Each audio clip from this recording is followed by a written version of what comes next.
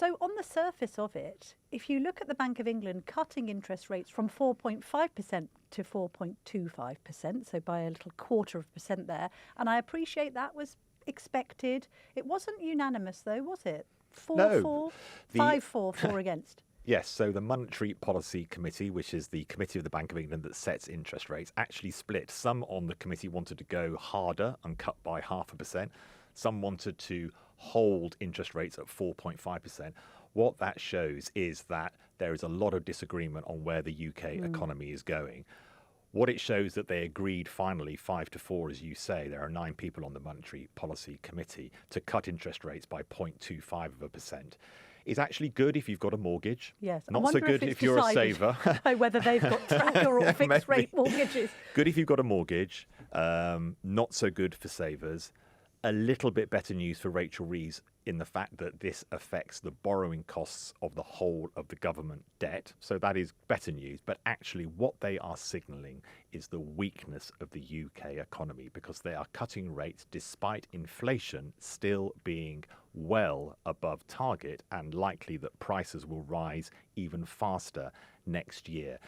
The National Institute of Economic Research, which is a really significant economic forecasting body because it uses the same modelling techniques as the Treasury, came out with its forecast this morning. And it just went through all the pressures we are under. Energy bills rising, water bills rising, our council taxes going up. And it also forensically, and this is why I love NISA so much, former economics editor, I know not many people would say I love an economic forecasting body. You would though. But NISA nerd. The reason that I do look at the work that they do is because they put to rest this argument that Rachel Reeves is saying, that it's all global influences. Yes. They make it very, very clear that the issues are mostly domestic. They say that there is a lack of comprehensive and credible plans coming out of the Treasury. They say that the government is not on track to meet its fiscal rules, and that means that they are trying to balance the books over a 5-year period. And that means we've all got to be thinking, Camilla, when we come to the budget in autumn of this year, that tax rises are going to be threatened again. They will have to be, perhaps, despite Rachel Reeves saying no more tax rises once and done. That pledge, because of the weakness of the UK economy, is fraying at the edges. And NISA also say that the rise in national insurance for businesses has meant less investment in the economy by businesses and less hiring. And that has all led to this issue, which has led the Bank of England to put the risk, it is also downgraded growth, but to put the risk of slower growth above the pressure of inflation. And also, when it comes to people feeling it in their pockets, I don't think people do believe that inflation, I know it is down, but they're not seeing it in the shops. They're not seeing inflation down. I was observing last week, well, actually, the one thing that has come down is the price of petrol, because it was £1.29 when I filled up. And I thought, God, goodness me, that's the first time it hasn't been 1.30 or 40 something in quite a while. But at the same time, I think supermarket prices still remain high. My Haribo test, I'm still failing the Haribo test. They haven't gone back down to £1. They're still at £1.25, which, as far as I'm concerned, is a 25% increase, not a 2.2% increase or whatever it must be now. And then the other thing, of course, is the general perception, as you say, particularly that the jobs market has frozen up somewhat. I lost count of the number of people who are telling me that they're finding it a struggle to find a new contract or new employment generally. And I mean readers who have contacted me just saying how hard times are at the moment. I'm talking about people in my family and friendship group saying they haven't known a market like it. And that in turn is being backed up by recruitment agents. So if you look at the likes of Reed Recruitment and others, they are saying it's tough out there. And this shtick that the government continues to come out with, when we hear from Rachel Reeves and Darren Jones and James Murray, all in the Treasury, insisting nothing to see here, everything's fine, you know, they stick to the script. And then the public say, well, it doesn't feel like that. That is where we see the sort of fault lines forming, and I think that was reflected as well in the local election results on Thursday. I can see the Shadow Chancellor, Mel Stride, about to stride into the studio. come on in, Mel. Thumbs up, come in. Famously ran for leadership of the Tory party. Hello. Hello, Mel Stride. Welcome Hi. to the Daily We're on Tea. air. We are brilliant. on air. Yes. Well, lovely to see you. Very lovely to see Pull you. up a pew. Yeah. Mel, I don't know if you heard that. We're discussing the interest rate being cut, Yes. which you must agree is a good thing, at least if you've got a mortgage. Well, we want to see interest rates coming down. The problem is they're too high, and they've been too high for too long and will remain too high because this government has driven up inflation.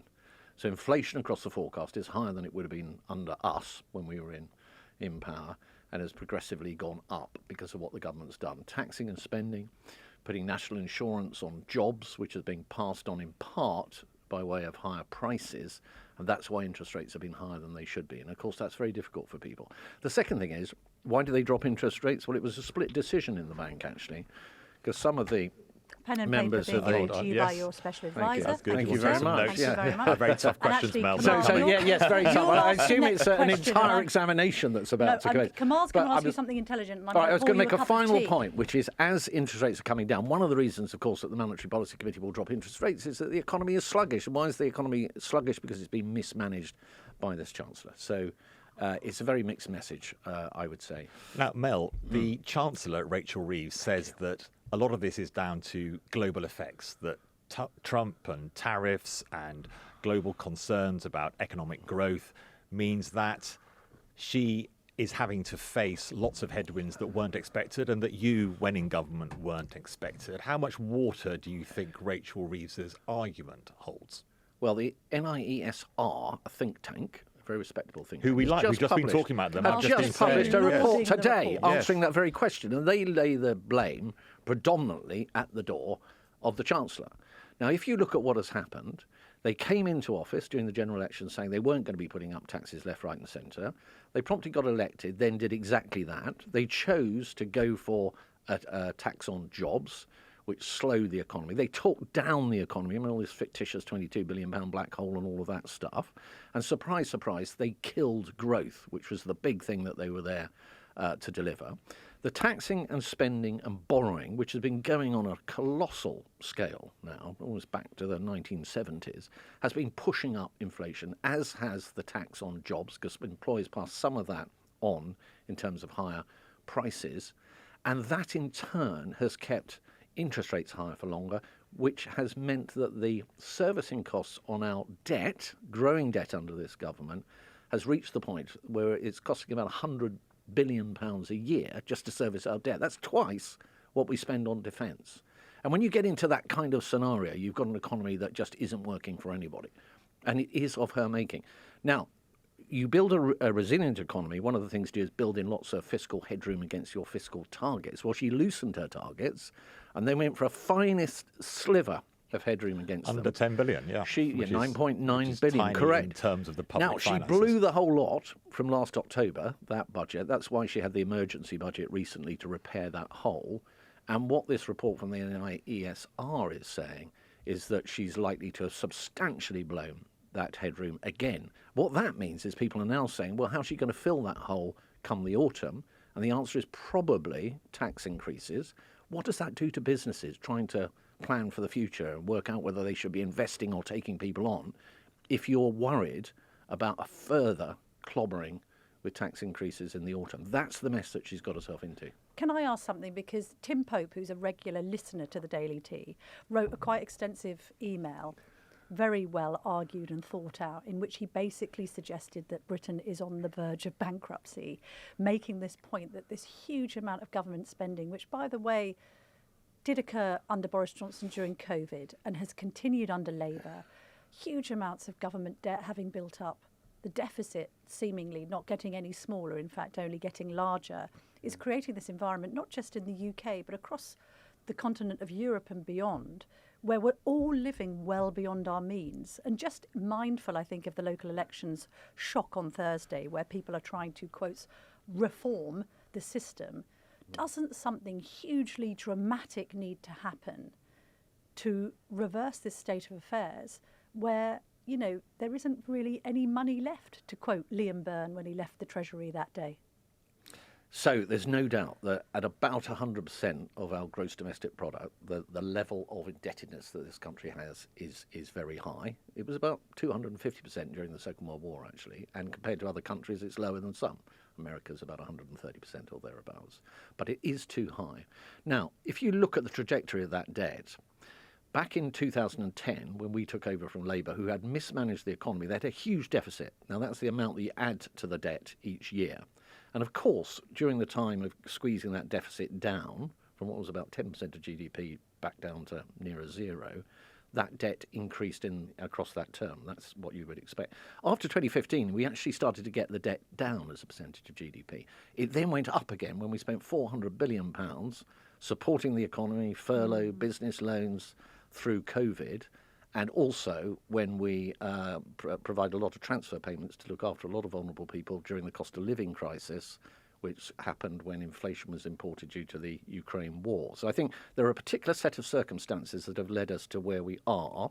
But going forward, you're absolutely right. I think all countries have got to now really get serious and more serious, including ours, about getting that debt down. There is no evidence that this government is gripping it. In fact, if you look at the latest OBR, Bank of England forecasts, etc., the level of the deficit is actually increasing above the forecast. And so, it is pretty much out of control under this government, the level of spending now, relative to the money two coming in. things, Shadow Chancellor, and this gets on to your point, Camilla, about the local elections. Is the public listening to you? It doesn't sound like it is, given your position in the polls. And the second point is, which is the Keir-Starmer constant line of attack, particularly on Kemi Badenoch in Prime Minister's questions, well, what would you do? What would you cut? Okay. Because you're complaining about the winter fuel allowance being cut, you're complaining about the tax rises on businesses, but you're saying we're living beyond our means. And all of those three things can't be true. Okay, so whether people are listening or not, I think that will take time. And we've got time in the run-up to the next general election, which will probably be 4.5 years away. We've got to be an effective opposition, holding this government to account, as I am on your programme right now. And we've also got to come up with that deep thinking for some of the really tough policy solutions that we've got to come up to put this country back on a high growth, high productivity trajectory. And that indeed will take time as well. So as to getting a hearing, that will come, but it will take time. And we never thought that would be easy. We just had the worst electoral defeat in our entire history.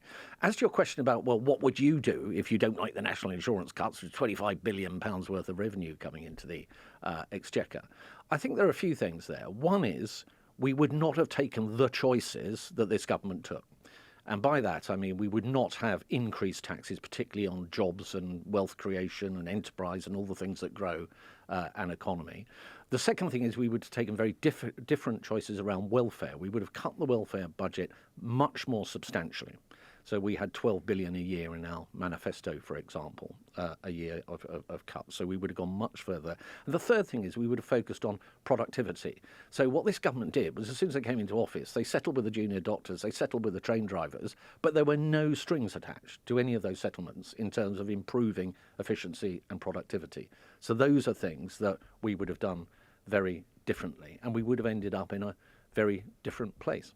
Do you think you'd be doing better if Robert Jenrick was your leader?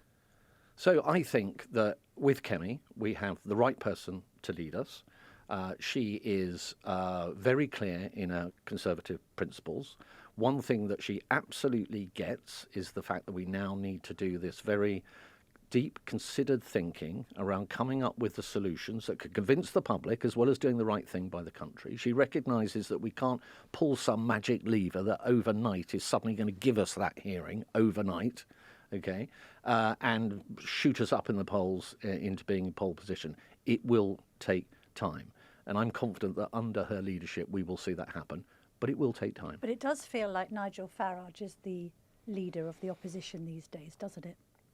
No, he's not the leader of the opposition. We have like a 20. that. Well, no, I totally dispute that. I think, but Mel Stride, you didn't actually answer Camilla's question. Do you think Robert Jenrick would be a better leader of the Conservative Party? You told us what Kemi Badenoch is doing. Well, it's like, would I be a better leader? The reality is that Kemi is absolutely the right person. She's been voted in by the membership.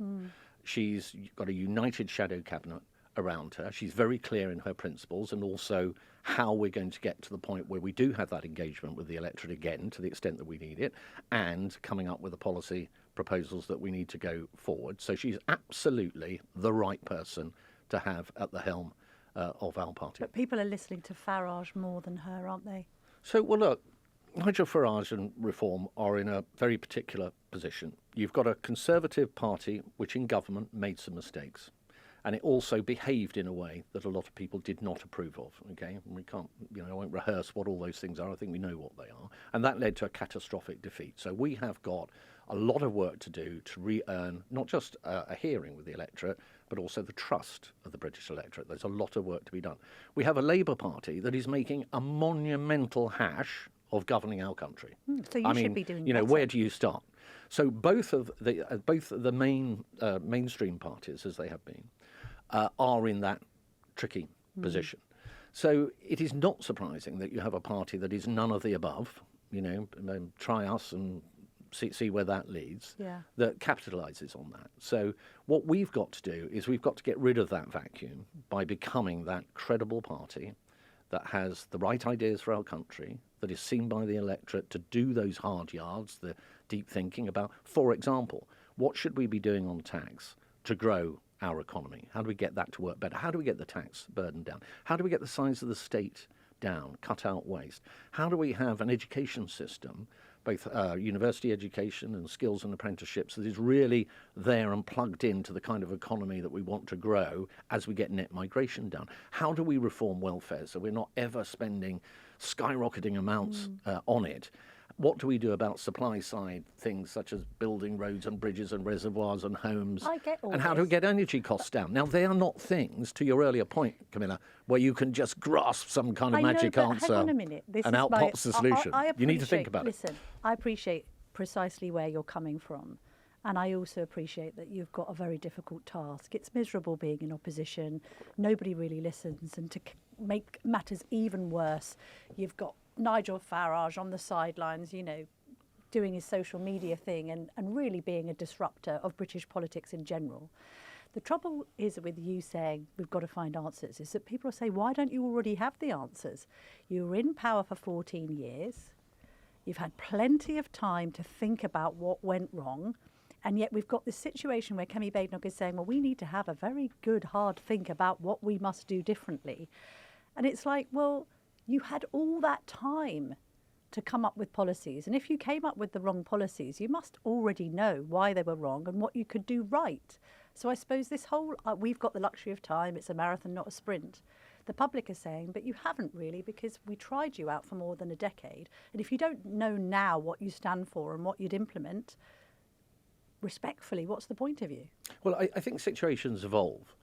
And so I think one of the aspects of opposition is you do have that time to completely rethink.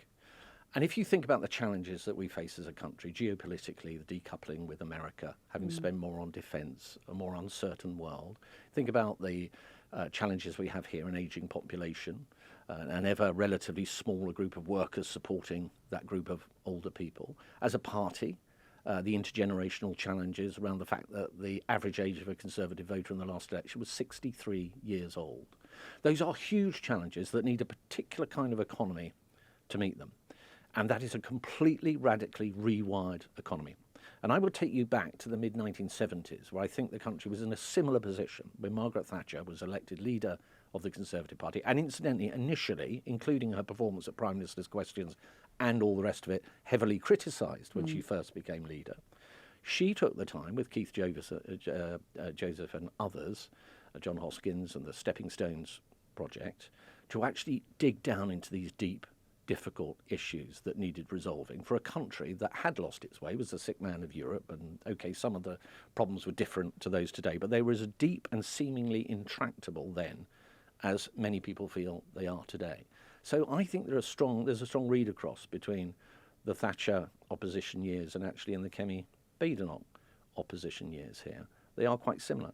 And the reactions along the way were similar as well. Impatience, why haven't you come up with a solution? Why are you doing all this thinking? Why can't you tell us what the answer is? But you know that, don't you? 1975 to 1979 is very, very different from 2025 to 2028, 29.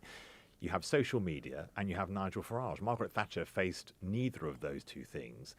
The argument that we often make on this podcast, particularly Camilla makes, is that the only way the right can win is by you and Nigel Farage coming to some form of accommodation so that voters have a clear right offer which they can balance against whatever Labour are offering them, whatever the Lib Dems are offering them, and whatever the Greens are offering them. Because at the moment, you're just simply splitting the vote. What do you think a lot of Reform voters would think if Nigel Farage and the Conservative Party got together? I don't think they'd be comfortable with that at all. And similarly, what do you think? What do you think a lot of Conservative supporters and voters would think? Probably be very deeply unimpressed. Hang on, Mel. If it meant, this is just speaking as a righty, I think pre-election, I agree, it's kind of politically suicidal on both sides. But I think if it was a situation where neither of you could win on your own, and by not uniting, you let in Labour, or in some righties' mind, a worse prospect, which would be a Lib-Lab Green coalition, they'd never forgive either side for it. We've got, look, Reform have surged in the last local elections. Nobody can deny that. You know, they had the strongest result of the night by a long way. But they are relatively untested. Now, we know where they stand on things like net migration and illegal migration and all the rest of it. But you take the economy and you look at their last manifesto, it had about £140 billion worth of tax cuts and all sorts of spending cuts going on. Totally unrealistic, economically illiterate, okay? Was it? And yeah, totally. Why? I mean, well, because there were assumptions made in there about the costs of doing things like, for example, taking millions of more people out of tax by increasing the personal allowance and so on, which were just simply for the birds. And there were assumptions made about cost savings, which are simply for the birds. So they will now be subject to that kind of scrutiny. So I think that the underlying assumption in your question, that you've somehow got two parties that are similar in terms of the seriousness of the content of what they're dealing with, I think is flawed. What we've got to do is we've still got to do some work, as I've explained, to get to the point where we do have those robust answers to some of these challenges and problems. But Nigel Farage doesn't. What Nigel Farage has is a vacuum in which he's operating, in which people are fed up with the Labour Party, fed up with the Conservative Party, both parties of whom have got to do a lot of work to get that trust and that hearing back. But at the moment, absolutely, he is the none of the above answer. Let's see where we are in 4 to 4.5 years' time, when they have had that kind of scrutiny that they will now get, and we have had time to get our policy platform together. Mel Stride, thank you so much for rushing in. Thank you. In your busy day to join the Daily Tea. A great pleasure. And I enjoyed the tea, Camilla. Thank you very much. It could have been hotter. And Well, I didn't like it. Yeah, we I could have have given had you a better, biscuit, but I still enjoyed it. or we could have got out some salt and onion crisps for you. Don't remind me of that. Oh, dear. But, Mel, as ever, it's great to see you Thank in the you. studio. Thank you. Thanks very much. Mel Stride on actually good form there, I thought, Top Camilla. form. Let's just remind, if some of you don't remember the Camilla's, or what Camilla's reference to salt and onion crisps refers to, it's when Mel was standing to be leader of the Conservative Party. He came in for an interview, and this is his answer to what is your favourite crisp? Sticking with a food theme, what is your favourite flavour of crisps? I'm a traditionalist there. I think I'll go salt and onion. Salt and Salt onion? and onion, yeah. Hang on, That's a not minute. right, is it? We didn't ask you to I can't do invent a that, flavour can of I? crisp. I go for, what is it, salt and vinegar, isn't it? There we are. Yeah, salt and vinegar. You can tell I'm a crisp eater, can't you? To be fair, what I love about Mel Stride is he's always willing to make the arguments. And I think he, Andrew Griffiths, Chris Philp, Jenrick, obviously, Badenoch, they're doing a lot of heavy lifting. I would like to see more shadow cabinet ministers doing putting in the effort that Stride does and the others, because some of them have been completely silent. I mean, where's Ed Argar at Shadow Health? And you've asked that question, Camilla, many, many times, and I think you're right that Kemi needs to have really strong performers, and particularly in health, because that is one of the top issues for They've voters. just got to be taking the fight to Labour every single minute of every single day, and not just 5 or 6 of them, but the whole shadow cabinet need to be visible the whole time, in my opinion. not least because in numbers at least, they do outgun reform significantly. Now, Camilla, I heard a little push on your position on Conservative Reform Coalition. You did say at present it would be Yeah, I don't politically think suicidal. they can do a pact before the next election, because then the voters will be asking themselves, well, what do you really stand for? Who are you really? You've made so much of your differences. Now you're saying you're just one homogenised right-wing group. I'm talking about it being politically expedient for them if there's a situation where neither can form a majority and there's a confidence and supply arrangement. Naturally, right-wing voters, whether they are moderate or more to the reform end of the wedge or whatever, those who are on the right, who are not voting for Labour, the Lib Dems or the Greens, will be saying to themselves, I'm sorry, your differences are so much that you can't come together to prevent the real difference here politically, which is Labour from another 4 years in office. Don't be ridiculous. Get over yourselves. That's what the public will be saying. And I'm sure they could actually do some quiet behind-the-scenes deals where if they are standing together and it's close, one of the parties will slightly step back. It's been a day of deals. The prospect of Tory reform deals and, of course, the big, is it big enough, trade deal with America. Everybody's saying.